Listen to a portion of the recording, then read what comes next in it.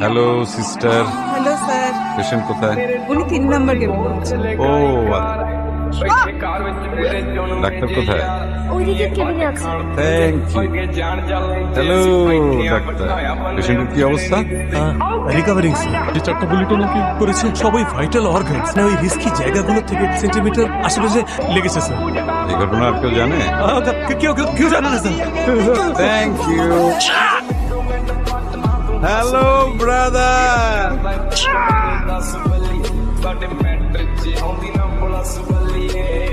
ਕਰਦਾ ਰੰਗ ਕਿਹੜਾ 10 ਬੱਲੀ